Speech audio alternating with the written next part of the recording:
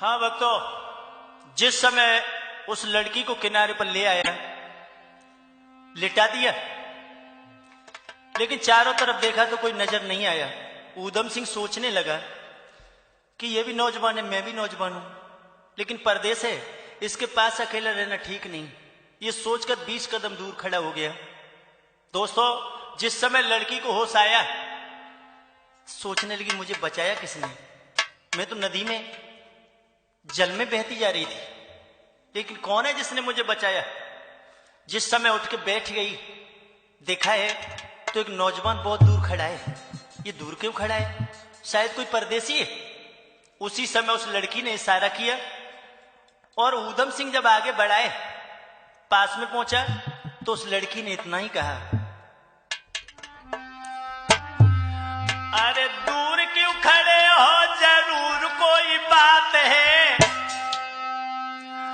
दूर क्यों खड़े हो, जरूर कोई बात है। पहली मुलाकात है, पहली मुलाकात है, पहली मुलाकात है।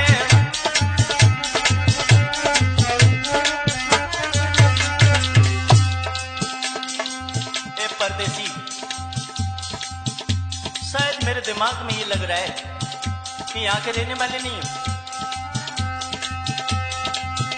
अरे दूर क्यों खड़े हो, जरूर कोई बात है। दूर क्यों खड़े हो, जरूर कोई बात है। पहली मुलाकात है, पहली मुलाकात है, पहली मुलाकात।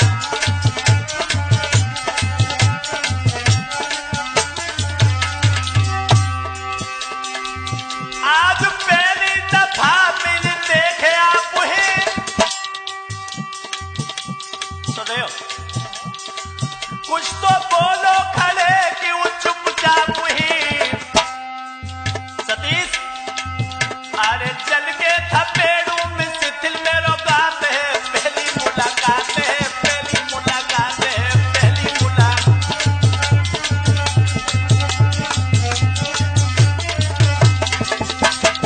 दूर क्यों खड़े हो, जरूर कोई बात है। दूर क्यों खड़े हो, जरूर कोई बात है। पहली मुलाकात है, पहली मुलाकात है।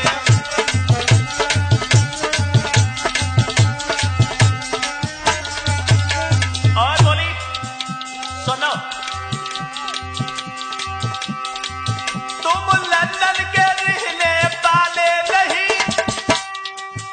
मनीष, हो काले मगर दिल के काले नहीं। अरे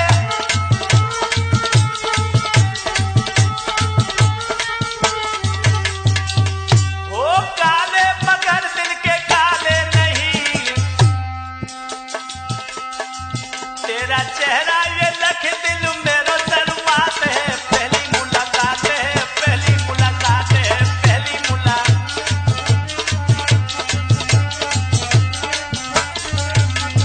दूर क्यों खड़े हो, जरूर कोई बात है। पहली मुलाकात है, पहली मुलाकात है, पहली मुलाकात है, पहली मुलाकात है। मेरी जान बचाने वाले फरिश्ते, तुम्हारा किन शब्दों में धन्यवाद कहूं। क्या मैं आपका परिचय ले सकती हूं?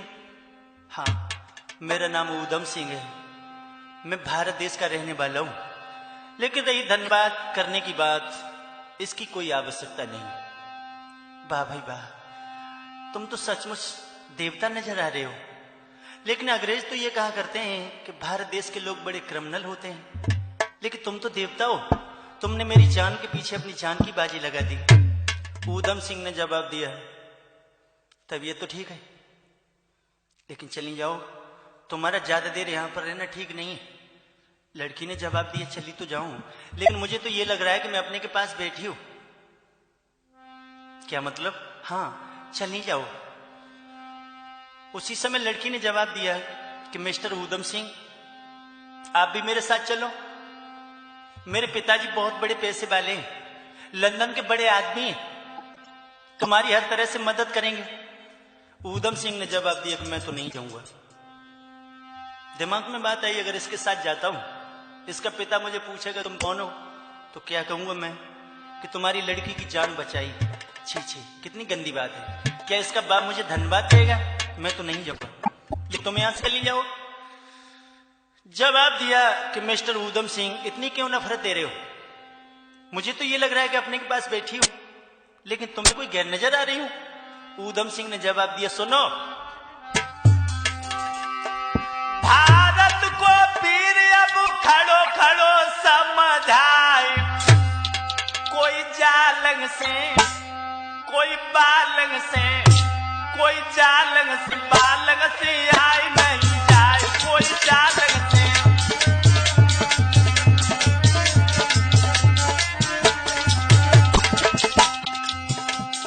सुनो, उधर तू भी जबान, इधर मैं भी जबान,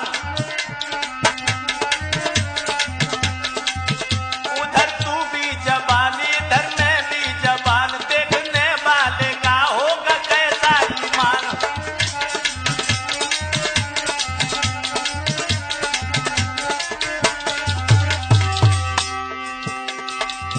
अरे भारत को वीर अब खड़ो खड़ो समझाए, कोई जालंग से, कोई बालंग से, कोई जालंग से बालंग से आए नहीं जाए, कोई जालंग से।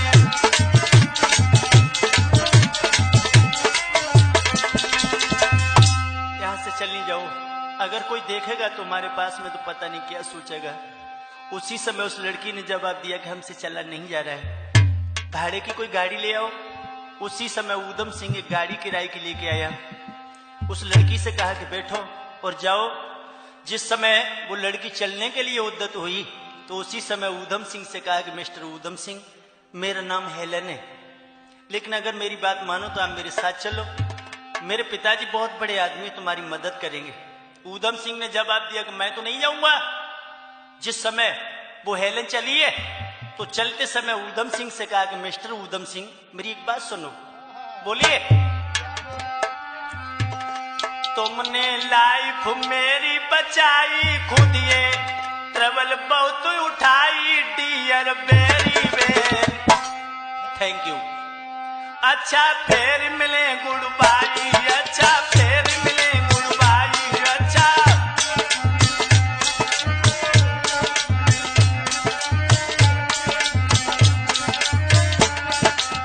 मिस्टर ऊधम सिंह,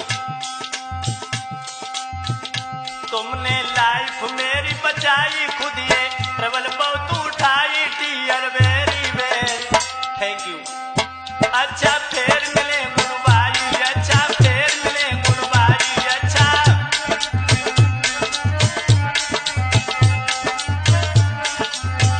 और Udham Singh, excuse me, absent हूं बहुत देर की घर से, एक्सक्यूज मी, एब्सेंट हूं बहुत देर की घर से। इफ कोई मैन देख ले डरती कैरेक्टर के डर से।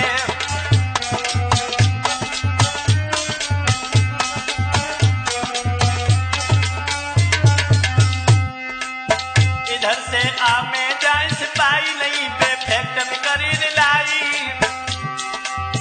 खाम खा हो ना हो परेशान, आपको उल्टी मिले बुराई, अच्छा फिर मिले गुड़वाई, अच्छा फिर मिले गुड़वाई।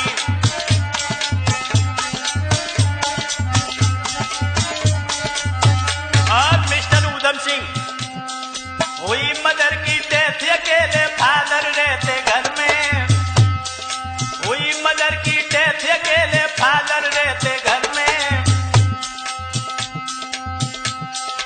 करते होंगे पेट हमारा, बैठे सोच फिक्र में।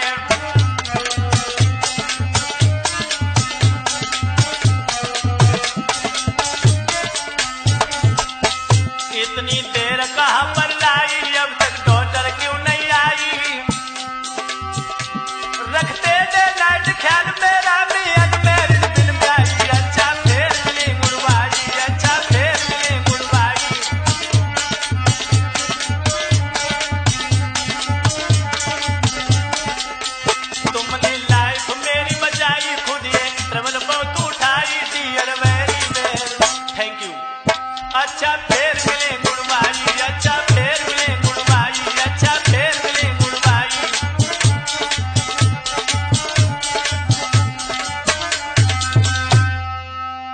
अपना परिचय देने के बाद में वो हेलन चली गई। लेकिन जिस समय हेलन चली गई तो ऊधम सिंह होटल की तरफ चला। दिमाग में ये बात आ रही है, अगर इस लड़की के साथ चला जाता, हो सकता है इसका बाप कोई बड़ा आदमी होता, मेरी मदद जरूर करता। लेकिन अगर साथ में जाता, इसके पिता के पास पहुंचता, तो क्या कहता कि तुम्हारी लड़की को मैंने नदी से निकाला। कितनी गंदी बात है, मैं नहीं गया, वो अच्छा है। दोस्तों, ऊधम सिंह जिस समय होटल में पहुंचा, ना ही खाना लिया है और ना ही किसी से कोई बातचीत की, चारपाई पर गिर पड़ा। लेकिन दिमाग में वही सीन बार बार आ रहा है। उस लड़की की भोली सूरत आंखों में झूम रही है। जिस समय नींद ने दबा लिया तो ऊधम सिंह सपना देखने लगा। सपना क्या देखा? सपना देख रहा है, उस गोरे गोरे मुखड़े की बाई झलक दिखाई दे। उस गोरे गोरे मुखड़े की बाई झलक दिखाई दे।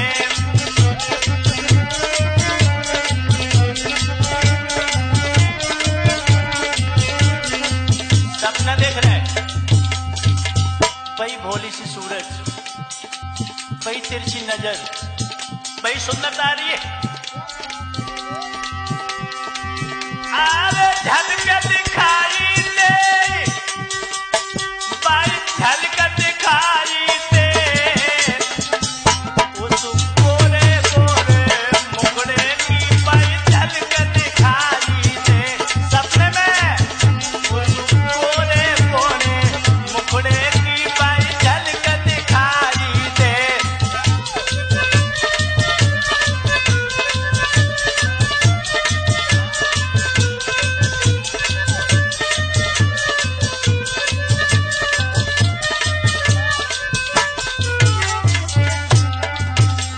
सपना देख रहा है रामनाथ, और ये तो पता ही है कि सपने में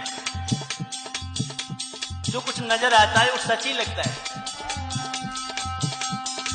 किसी शान ध्यान से गढ़ी हुई, किसी शान ध्यान से गढ़ी हुई तो जुल्फ नाग मन घलड़ी हुई तो।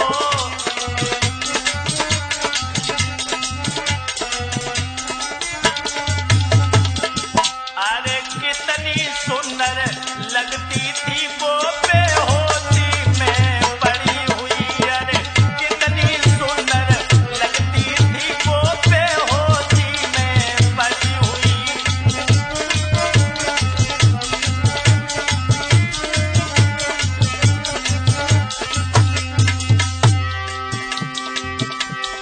कैसा सांप गुजरता घाटी में,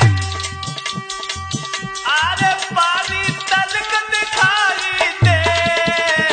सपने में उस गोरे गोरे मुखड़े की बाई झलक दिखाई दे। उस गोरे गोरे मुखड़े की बाई झलक दिखाई दे।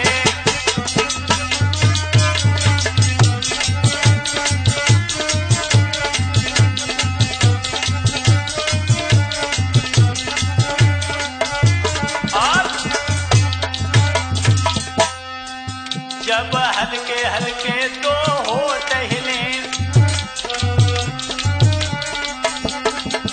जब हल्के हल्के दो होठ हिले, जानू धरती और आकाश मिले।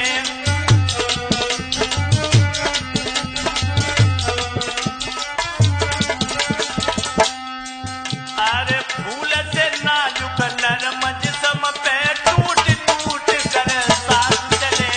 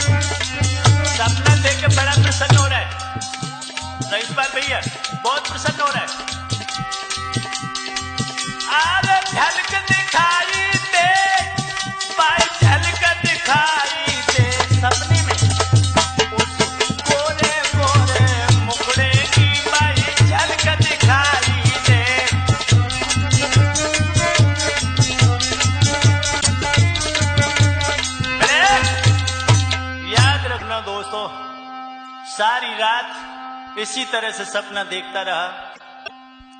जब सुबह हुआ है वो ऊधम सिंह तो अपने भविष्य के बारे में सोचने लगा। जिस कार के लिए आया है अभी ये भी पता नहीं कि यहां रहता या नहीं रहता। काफी देर तक बैठा बैठा सोचता रहा।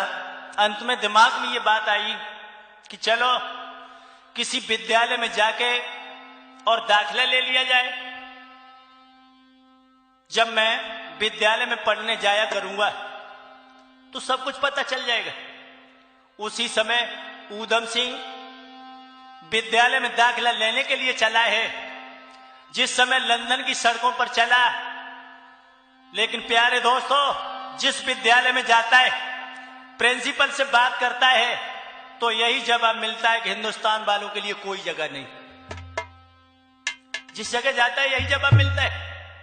ये रटा हुआ शब्द सुन के बड़ा तंग आ गया। लेकिन एक दिन जिस समय ये चला है, जिस समय रॉयल कॉलेज में पहुंचा, प्रिंसिपल से बातचीत की तो इतना ही कहा कि आपको अध्यक्ष से जाकर अनुमति लेनी पड़ेगी, दाखिला तो हो जाएगा। हिंदुस्तान वालों के लिए 3 जगह हैं। दोस्तों, उसी समय ऊधम सिंह ने कहा कि मैं अनुमति ले लूंगा। जिस समय अध्यक्षों की सूची निकाल के दी है वो ऊधम सिंह अनुमति लेने के लिए चला। लेकिन प्रिंसिपल ने यह कहा कि अगर बड़े अध्यक्ष के पास पहुंच गए तो तुम्हारा जीवन का ही दाखिला हो जाएगा। छोटे अध्यक्ष बड़े दयालु हैं, उनके पास अगर पहुंच जाओगे तो काम तुम्हारा हो जाएगा। चलाए। जिस समय विद्यालय से काफी दूर निकल गया, एक बड़ा सुंदर पार्क है, बैठ गया। जिस समय वो सूची निकाल के देखी जो प्रिंसिपल ने दी थी तो सबसे पहले उस पर नाम लिखा हुआ था जनरल डायर। जो ये नाम पढ़ा पसीना उतर गया। कहने लगा यही डायर है जिसने भारत देश में हजारों लोगों को मौत की सजा दी। लेकिन शायद भगवान की ऐसी अनुकंपा है जो हमें इनके विद्यालय में दाखिला मिल रहा है। चलो छोटे अध्यक्ष से जाके मिलते हैं, वो दयालु है। उनका नाम लिखा हुआ था लॉर्ड विलियम। पता पूछता हुआ सड़कों पर चला जा रहा है। जिस समय लॉर्ड विलियम की कोठी के सामने पहुंचा तो पहरेदार खड़ा है।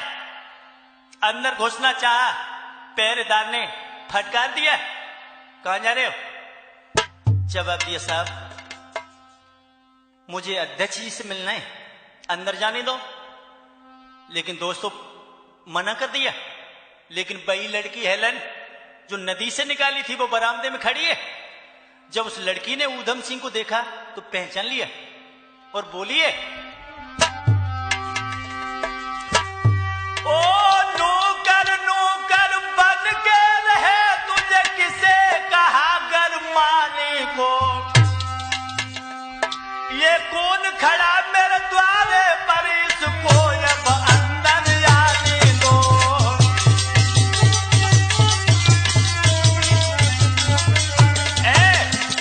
एक तरफ हटो, ये कौन नौजवान है, इसको अंदर आने दो।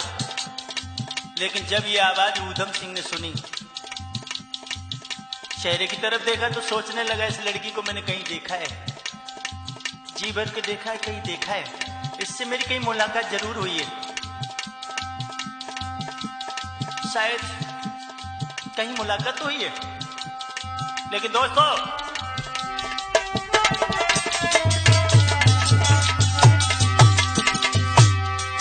सामने खड़ी है लड़ने की जो मन मन मुस्काती है। ऊधम सिंह नजर बचाता है, वो नील के बाण चलाती है।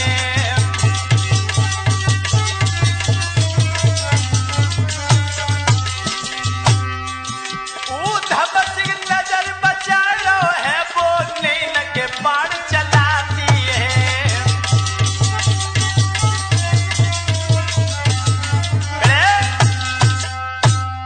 उसी समय पहरेदार पीछे हट गया। ऊधम सिंह जब आगे बढ़ा है तो हेलन ने बड़े सुंदर कमरे में ले जाके बिठा दिया। अपने पिता को बुला लाई। जिस समय लॉर्ड विलियम आए हैं, लॉर्ड विलियम ने ऊधम सिंह को अपनी छाती से लगा लिया और इतना ही कहा कि लाल बेटी ने तुम्हारा पूरा परिचय दिया। लेकिन जब लड़की ने तुम्हारी प्रशंसा की तो मैंने सारे शहर को खोज मारा, लेकिन तुम्हारा कहीं पता नहीं चला। लेकिन नाम तो बताया था, तुम्हारा नाम क्या है? ऊधम सिंह। अच्छा, भारत के रहने वाले हो? हाँ। यहां क्यों आए हो? शिक्षा प्राप्त करने के लिए। अच्छा, विद्यार्थी हो ना? हाँ, बहुत अच्छी बात है। लेकिन पता नहीं कहां रहते होगे, लेकिन किसी विद्यालय में दाखिला लिया या नहीं लिया? जवाब दिया, अभी तो साहब कहीं नहीं मिला है। फिर रॉयल कॉलेज में मेरी इच्छा है। लॉर्ड विलियम ने जवाब दिया, वाह भाई वाह, अभी और हवा देख लो, लंदन शहर की दाखिला तो हो ही जाएगा। लेकिन ऊधम सिंह, एक बात कहूं अगर बुरा न लगे तो, क्योंकि इतना सुंदर जवान था कि लॉर्ड विलियम भी उसकी सूरत पर प्रभावित हो गए। बात कहूं? ऊधम सिंह ने जवाब दिया, क्या कहना चाहते हो? तो इतना ही कहा लॉर्ड विलियम ने, ऊधम सिंह, तुम्हारा हमारे ऊपर बहुत बड़ा एहसान है, लेकिन इच्छा ये, मुश्किल से उतरेगा ये बदला तेरे एहसान का, रे लंदन में नाम छोड़ दे उस हिंदुस्तान का, रे लंदन में नाम छोड़ दे उस हिंदुस्तान का।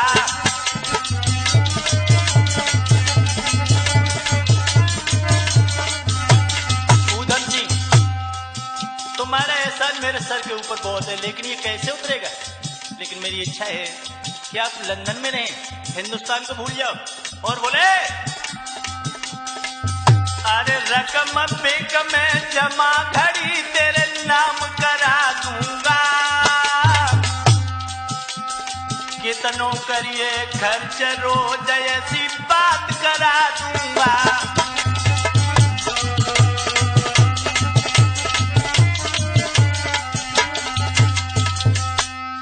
यार दोस्त दिल पहला पल को साथ करा दूंगा, और बड़े बड़े अफसर लोगों में मुलाकात करा दूंगा।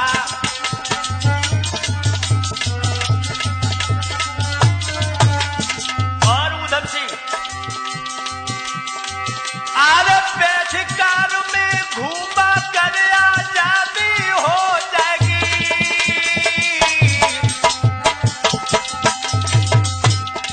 अखबारों में तेरे नाम की मुनादी हो जाएगी।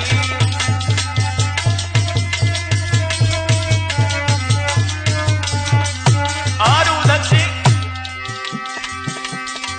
उस भूखे देश में तेरी किस्मत की बर्बादी हो जाएगी, हेलन लड़की के साथ तुम्हारी शादी हो जाएगी।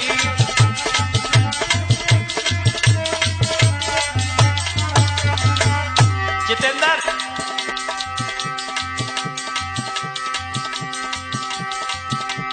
एक नए ढंग का बनवा दूं बदला तेरे मिजाज का, रे लंदन में नाम छोड़ दे उस हिंदुस्तान का।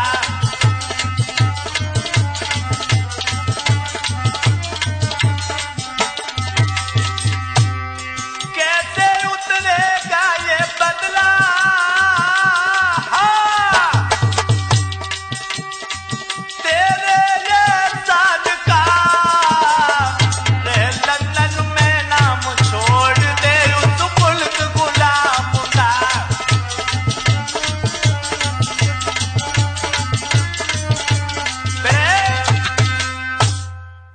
हाँ भक्तों, जब ये ऊधम सिंह ने शब्द सुने तो इतना ही जवाब दिया कि आप ये क्या कह रहे हैं? बार बार यही एहसान वाली बात आ रही है, ये शोभा नहीं दे रही। शायद आप जानते नहीं। क्या नहीं जानता? तो बोला है ऊधम सिंह, अरे फंसा विपत में देखे किसी को, बापे खड़ा तमाशा, हम मनुष्य नहीं कहते उसको करे मान की आशा।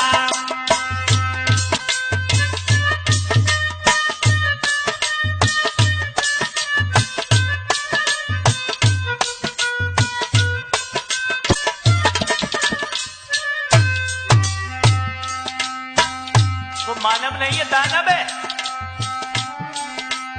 कोठी बगला धन दौलत अरे होई मुबारक सभी तुम्हें। मैं बच्चा और आप बुजुर्ग मत शर्मिंदा करो हमें।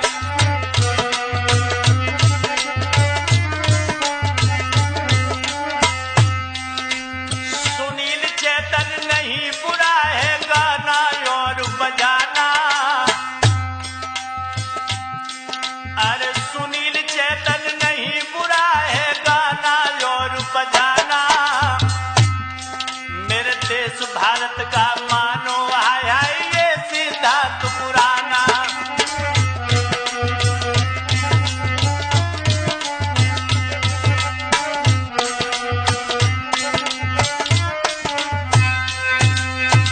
आप बार बार एहसान वाली बात करते हैं, ये शोभा नहीं देती। आप बुजुर्ग हैं, हम बच्चा है, और अगर मेरी जगह और कोई होता तो वो भी अपनी जान की बाजी लगा देता। लेकिन साहब अगर कृपा हो जाए तो मेरा दाखिला हो जाए तो ज्यादा अच्छा है। लॉर्ड विलियम ने जवाब दिया कि लाल तुम्हारा दाखिला हो जाएगा। लेकिन ऊधम सिंह जब चलने को तैयार हुआ तो हेलन उसी समय आगे बढ़ी और हेलन ने जवाब दिया कि ऊधम सिंह पता नहीं आप कहां रहते होंगे, मेरी इच्छा है कि मेरे यहां आप आके रहें तो ज्यादा अच्छा रहेगा। लॉर्ड विलियम ने भी कहा कि लाल तुम यहीं आके रहो, लेकिन जब ज्यादा कहा तो ऊधम सिंह ने कुछ दिन बाद आने के लिए कह दिया। चलाया। जब विद्यालय में पहुंचा तो प्रिंसिपल पहले से ही इंतजार में बैठे थे। ऊधम सिंह मिला है तो इतना ही कहा प्रिंसिपल ने कि ऊधम सिंह तुम बड़े किस्मत वाले हो, तो तुम्हारा काम हो गया। लेकिन लॉर्ड विलियम ने यह कहा है कि खाना पीना नहाना धोना सब कुछ फ्री, मैं महीने पे हिसाब करूंगा। ऊधम सिंह ने जवाब दिया इसकी मुझे कोई जरूरत नहीं है और मात्र मुझे पढ़ाई करनी है। दोस्तों ऊधम सिंह विद्यालय में पढ़ने के लिए जाने लगा, लेकिन जेब की तरफ देखा है तो जेब की दौलत खत्म हो चुकी थी।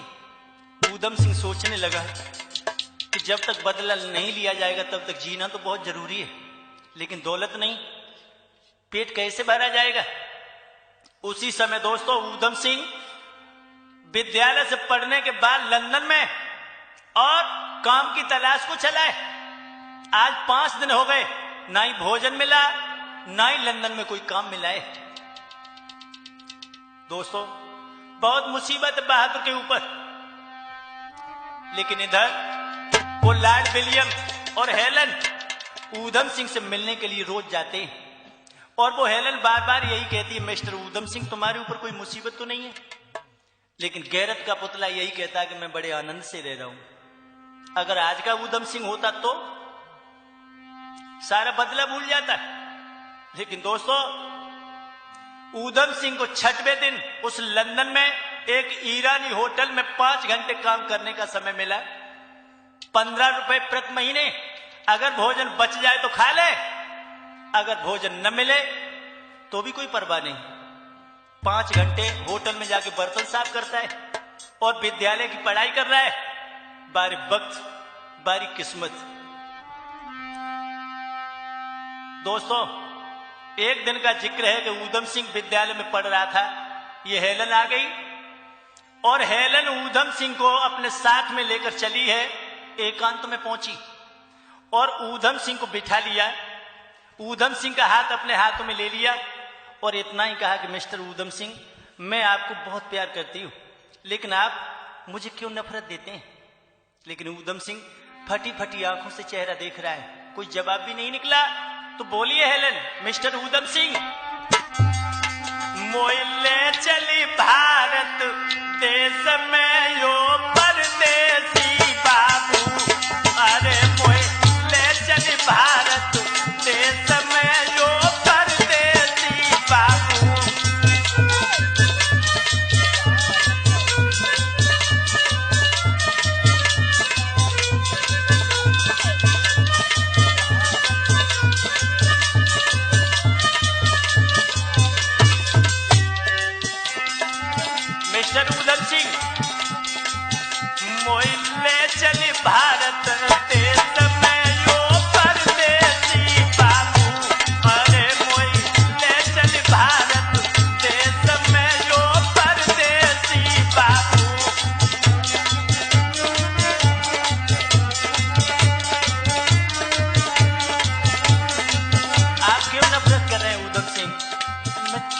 जान से भी ज्यादा प्यार करती हूँ, लेकिन आप मुझे क्यों नफरत दे रहे हो? मैं मर जाऊंगी।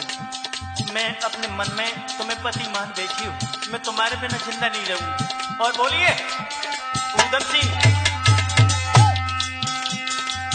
अरे के संग ठहरो, के संग ले चली,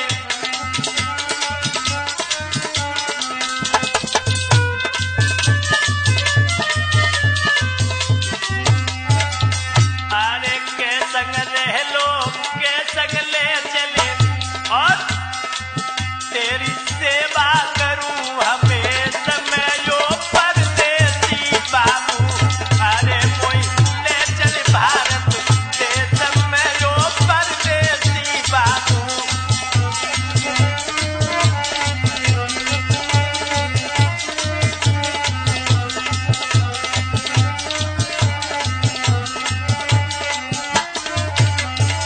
मिस्टर ऊधम सिंह, तुम्हारे बिना मैं जिंदा नहीं रहूंगी, लेकिन एक बात और सुनो, ना ही तो मैं ये कह रही हूँ कि आप मेरे साथ लंदन में रहें, ना ही मैं ये कह रही हूँ कि आप मेरे साथ ईसाई बने। अगर आप चाहें तो मुझे भारत देश में ले चलो और भारत में ले जा करके मुझे अपनी दुल्हन बना लो, जी चाहो वो करो।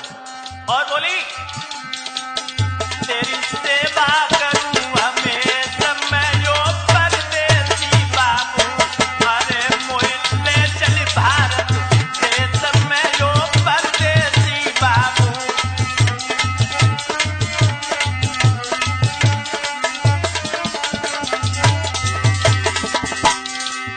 अरे सुनील चेतन ध्यान नहीं जमता,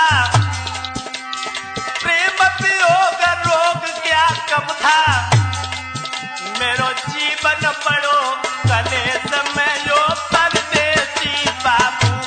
अरे मोए ले चल भारत देश में यो परदेसी बाबू।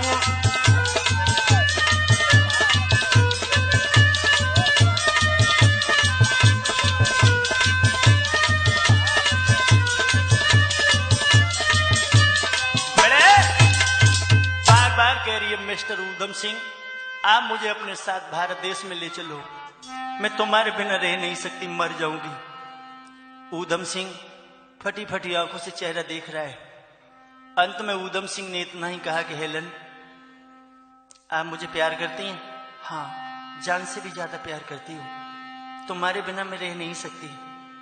ऊधम सिंह ने जवाब दिया, हेलन, अगर आप प्यार करती हैं तो प्यार की परिभाषा भी आपको आती होगी। हेलन ने जवाब दिया, mister Udham Singh, definition of love, प्यार की परिभाषा मुझे बहुत अच्छी तरह आती है। Love for the later misery of the soldier and of the life, प्यार दुखों की झील, कांटों की सेज और जीवन का अंत होता है। अच्छी तरह से जानती हूँ। हाँ, लेकिन एक बात बताऊं हेलन। कौन सी बात? सुनो। ऊधम सिंह ने विचार किया कि अगर अपनी कमजोरी हेलन को बता दूं तो शायद इसका विचार बदल जाए तो ज्यादा अच्छा है। हेलन, हाँ, तू बेटी एक बड़े बाप की मन की मौज चले, और मैं निर्धन कंगाल यबारा कैसी मेल मिले। जरा सोचो समझो, ऐसे शादी का प्रस्ताव रखना ठीक नहीं है। तू बेटी एक बड़े बाप की मन की मौज चले, और मैं निर्धन कंगाल यबारा कैसी मेल मिले।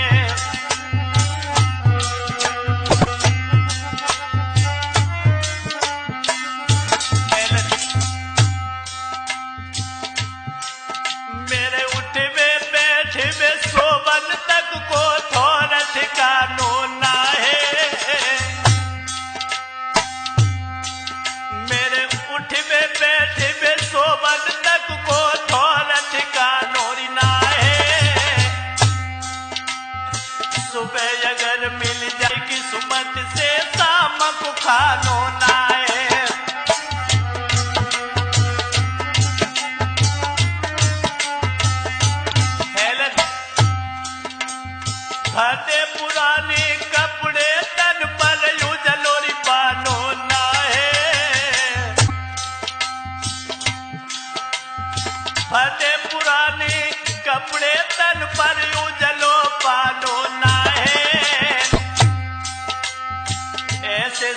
को बेटी ब्याह दे बाबुल स्यानो नाए।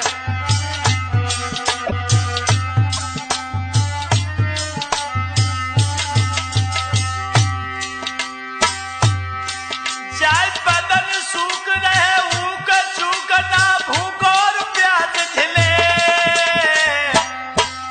अरे मैं निर्धन कंगाली बारा कैसी मेल मिले। अरे मैं निर्धन कंगाली बारा कैसी मेल मिले।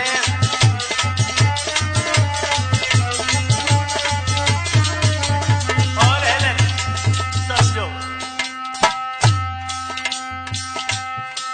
अरे घर पर कोई तलाश लिए है अपने जोड़े का। घर पर कोई तलाश लिए अब अपने जोड़े का। मैं बेजर पे दर पे पर मानुष जाए थोड़े का।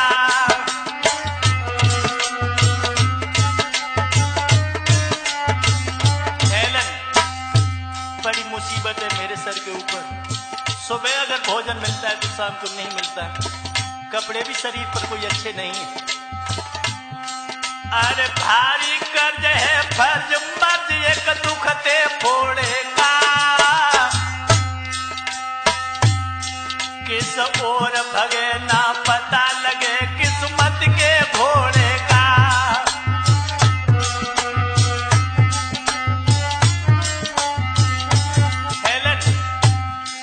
अरे भारी कर्ज है फर्ज मर्ज एक दुखते फोड़े का।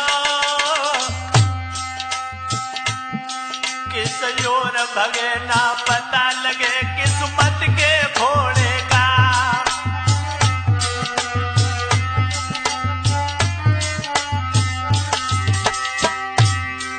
अरे कहे सुनील का जो सोच समझ दुख कर्म को नहीं टले।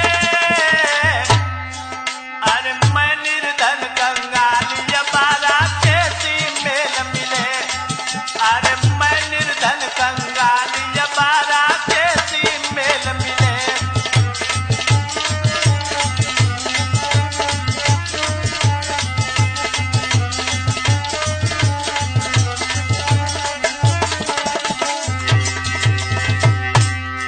अरे तू बेटी है बड़े बाप की मन की मौज चले।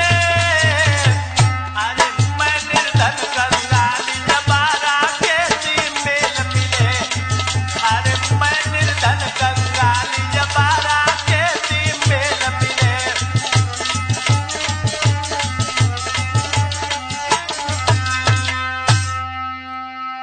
मेरे साथ शादी करने के बाद तुम्हारा जीवन मुसीबतों में पड़ जाएगा।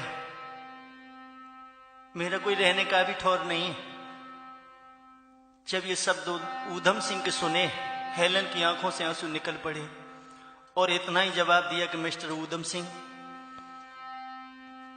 ये आप क्या कह रहे हैं? मैंने तो तुमसे बार बार पूछा कोई मुसीबत हो तो मुझे बताओ, लेकिन आज तक आपने कोई खबर भी नहीं दी है। ऊधम सिंह, चाहे तुम कुछ भी समझो, लेकिन मैं तो आपके हाथों बिक चुकी हूं। तुम्हें यह मालूम नहीं, स्त्री जिसे दिल से प्यार करती है सब कुछ वही है। सच्चा पति तो वही होता है। लेकिन एक बात और भी बता दूं, मुसीबत में एक सच्चे मित्र की आवश्यकता होती है। तुम्हें मेरी सख्त जरूरत है। अपनी धर्मपत्नी के सिवा कोई सच्चा मित्र नहीं होता है। किसी ने कहा है Udham Singh, if in trouble her husband, wife is the best friend. पति की मुसीबत में औरत ही मित्र होती है। लेकिन आप अच्छी बात नहीं कह रहे जो आज तक ये सारी कहानी छुपाए रहे। हेलन, शायद तुम्हें नहीं पता है। क्या नहीं पता है? अरे जालंधर में हेलन प्यारी, जान के हमरे लाले पड़िए। गोरे थे गोरी काले पड़िए, गोरे थे हेलन का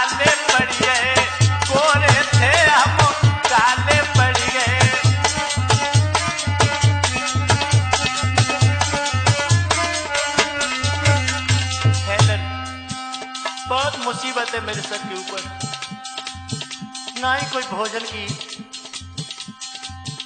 करने की जगह, ना ही कहीं सोने की जगह, कोई जगह नहीं है। हेलन, अरे जा लंदन में हेलन प्यारी, हाय हाय, अरे जान के हमरे लाले पड़िए, गोरे थे गोरी काले पड़िए, गोरे थे हेलन काले पड़िए।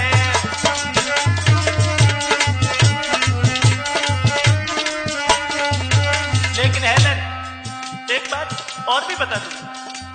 क्या बताएंगे आप? आपकी हर एक बात सुन रही हूं। हेलन, ते छोड़ी राधा, इसमें फायदा ज्यादा कष्ट सहे। जो तुम जिद कर रही हो, मेरी बात अब भी मान लो। ते छोड़ी राधा, इसमें फायदा ज्यादा कष्ट सहे। ना जोगी पली को मनसी करी, भला कैसे खिली रहे।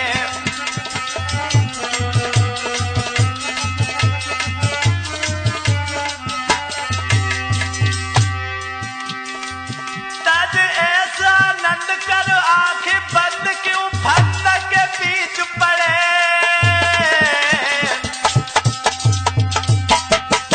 तेरा मेरा साथ हो खुशी का तयन होनी बात कहे।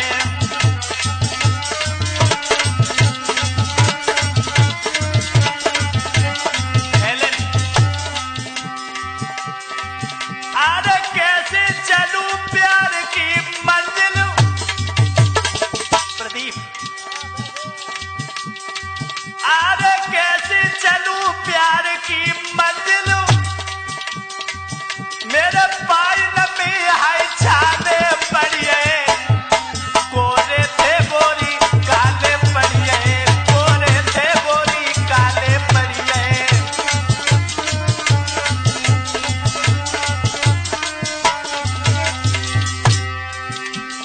जालन में हेलन प्यारी, हाय हाय, जान के हमरे लाले पड़िए, गोरे थे गोरी काले पड़िए, गोरे थे गोरी काले पड़िए।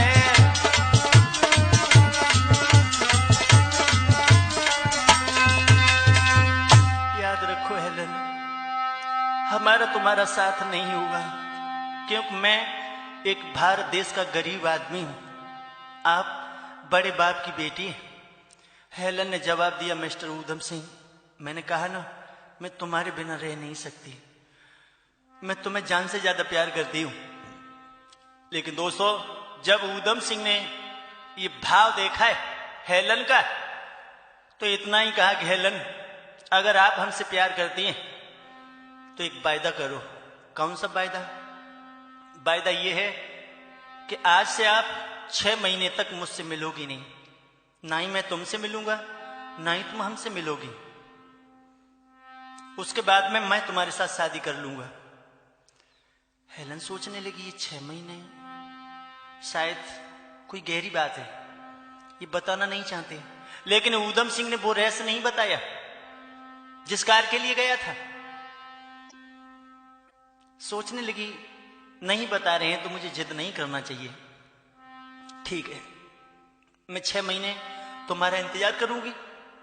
लेकिन चलते समय हेलन ने थोड़ी सी दौलत निकाल के ऊधम सिंह को दी, लेकिन ऊधम सिंह ने मना कर दिया कि नहीं, जो मदद लेनी है, जो दौलत लेनी है, वो 6 महीने बाद। लेकिन मैं बड़े आनंद से हूं। दोस्तों, वो हेलन तो चली गई, लेकिन ऊधम सिंह विद्यालय में पढ़ाई करता है और उसके बाद होटल में बरसात करता है। लेकिन लंदन के अध्यापक बहुत प्यार करते हैं ऊधम सिंह को, लड़का और लड़की दोस्त बनाना चाहते, लेकिन उसके पास इतना समय नहीं, क्योंकि व्यस्त रहता है। ऊधम सिंह दोस्तों सारे लंदन में घूम रहा है, और सोच रहा है कि अब तो ये महान कार्य जल्दी हो जाए तो ज्यादा अच्छा है। लंदन में जब ये बात मिली है कि जनरल डायर स्विट्जरलैंड घूमने के लिए गए और जब वहां से लौट कर आएंगे तो लंदन में एक मीटिंग लेंगे। जब ये पता चला तो ऊधम सिंह उसी समय और हेलन से मिलने के लिए घर चला है। जिस समय घर पहुंचा तो हेलन ने ऊधम सिंह को बड़े सुंदर पलंग पर बिठा लिया और इतना ही कहा कि मिस्टर ऊधम सिंह, अच्छा हुआ जो आप आ गए, आपकी बहुत याद आ रही थी। लेकिन याद है 6 महीने का वायदा किया है, शायद भूल न जाओ। तो ऊधम सिंह ने जवाब दिया कि हेलन, हम दो प्रेमी बादरिया पे, शायद तुम्हें याद नहीं होगा, जब मैंने नदी से तुम्हें बाहर निकाला था दिल में जगह तभी हो गई। हम दो प्रेमी बादरिया पे कर बैठे जब कॉल कॉल कॉल, होगी राजी बाजी, होगी राजी बाजी, होगी राजी बाजी।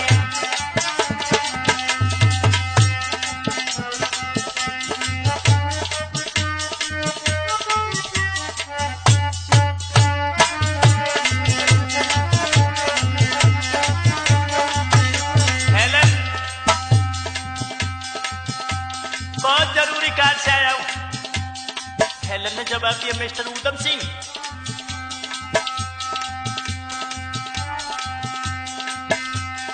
अपनों कर मोई मत छोड़ो, दुल्हन ले बनाई है।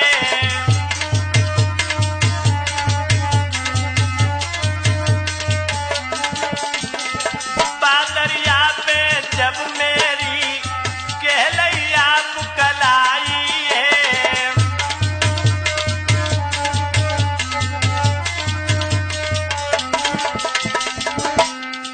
तेरे मेरे ब्याह का एक दिन बजे नगर में ढोल ढोल ढोल, होगी राजी बाजी, होगी राजी बाजी, होगी राजी बाजी।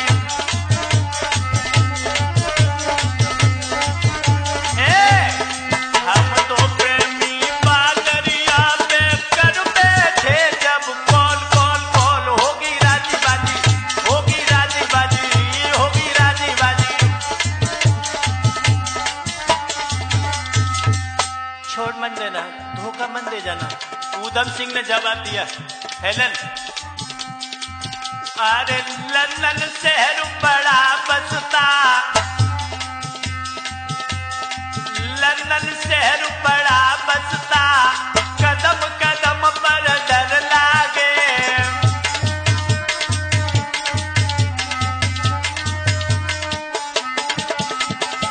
लंदन शहर बड़ा बसता, कदम कदम पर डर लागे। दे दे एक पिस्तौल मुझे, तेरा ये प्रीतम लागे।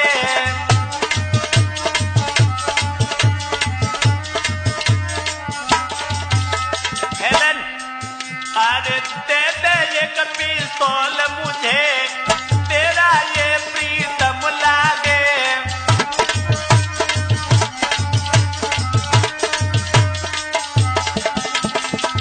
अरे हेलन प्यारी मानी हमारी, खुल ना जाए पोल पोल पोल, होगी राजी बाजी, होगी राजी बाजी, होगी राजी बाजी।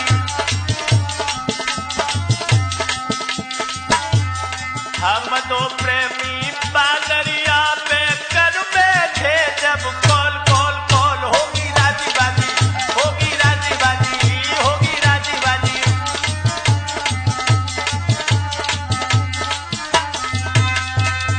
हेलन, एक पिस्तौल की मुझे बहुत आवश्यकता है, लेकिन किसी को कानों कान भनक न पड़ जाए, वो पिस्तौल हमें दो।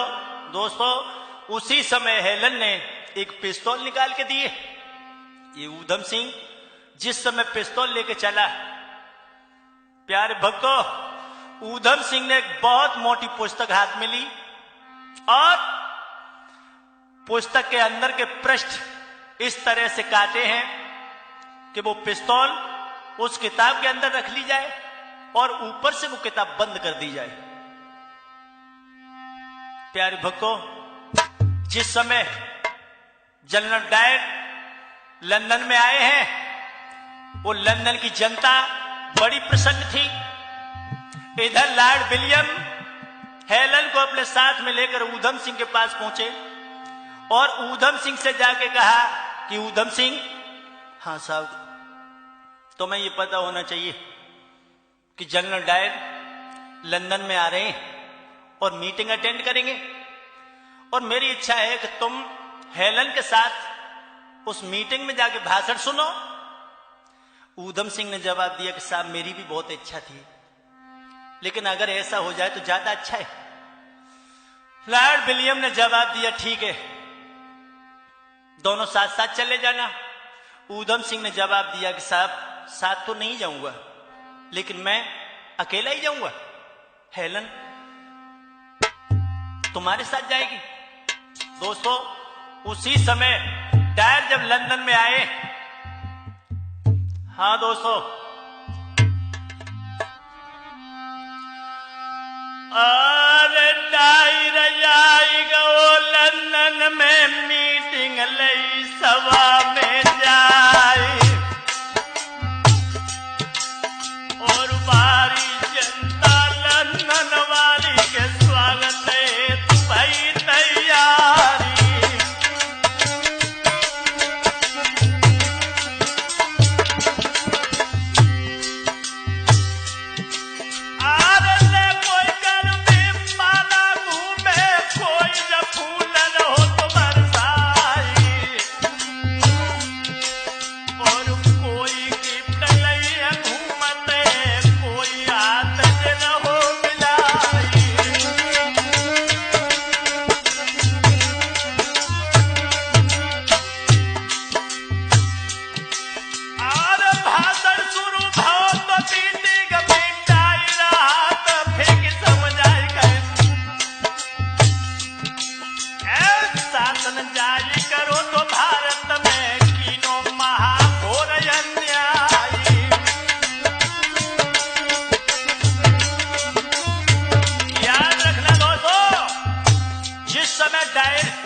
उस सभा में भाषण दे रहा है और कह रहा है, लंदन के लोगों, मैंने भारत देश में 13 अप्रैल 1919 को जलियांवाला बाग में जो 20,000 जवान मारे, कोई रोकने वाला नहीं था। जब ऊधम सिंह ने ये शब्द सुने, आहा,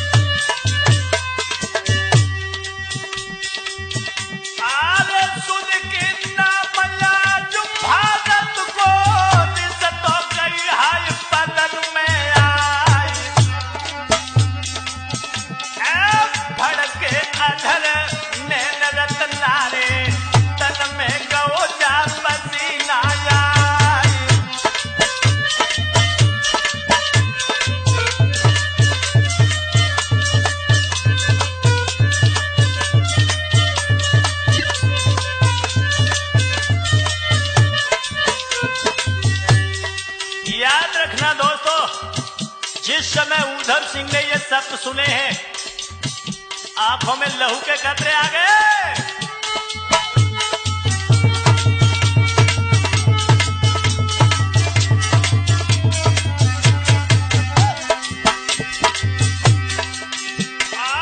करके रोज हो जन्म खोलो, कर भी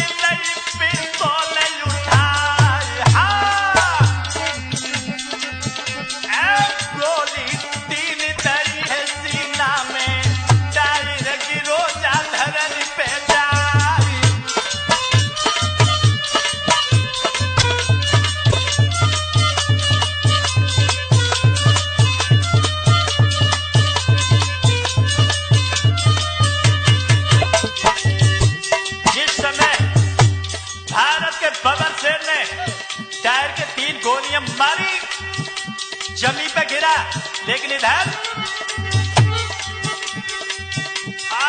भगदड़ बन गई के सब बीती गमी, जनता भाजी है जान बचाई।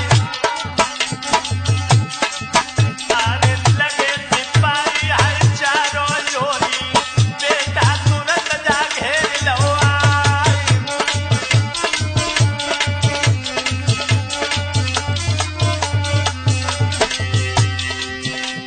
जिस समय लंदन के सिपाहियों ने उधम सिंह को पकड़ लिया,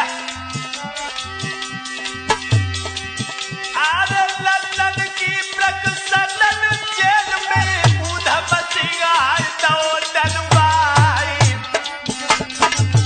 अरे प्रदीप बेटा जा तो कैसी भई, किसी डूब जा रही मझधारी।